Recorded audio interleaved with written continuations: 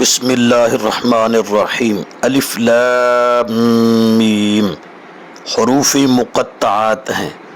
قرآن مقدس کی بہت ساری صورتوں کے آغاز میں اسی طرح کے مختلف حروف مقطعات آئے ہیں۔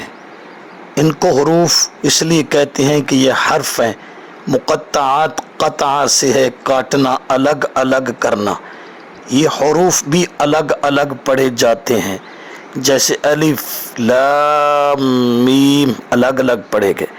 اسی طرح طٰ یاسین کاف ہا یا عین صاد، دیکھیے سب حروف الگ الگ پڑھے جاتے ہیں، اس وجہ سے ان کو حروف مقطعات کہتے ہیں۔ آپ عربی تفاسیر اٹھائیں، ان کے نیچے لکھا ہوتا ہے اللہ اعلم بمرادہ بذالک، ان کی مراد، مفہوم اور معنی اللہ کے سوا کوئی نہیں جانتا۔ قرآن مقدس میں خود ہے وما یعلم تأویلہ الا اللہ، سورہ آل عمران۔ ان جیسے حروف کا مطلب اور معنی اللہ کے سوا کسی کو معلوم نہیں۔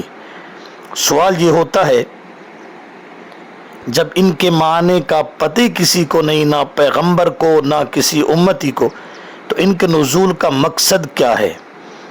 اس کے مختلف جوابات میں سے ایک جواب یہ ہے کہ اللہ نے کیوں نازل کیے، اس کیوں کو حکمت کہتے ہیں۔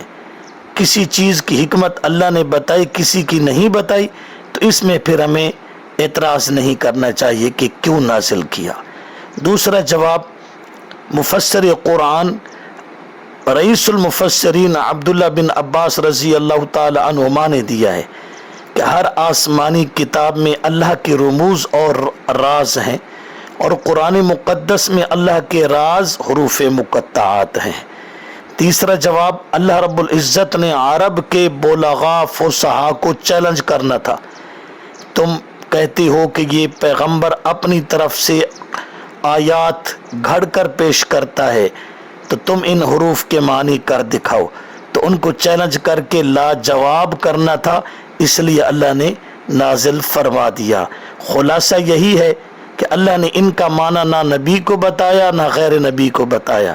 یہ اللہ کی حکمت ہے، حکمت کا ہمیں پتہ ہو یا نہ ہو، ہم اس کو اللہ کی کلام سمجھتے ہیں اور اس پر ایمان رکھتے ہیں۔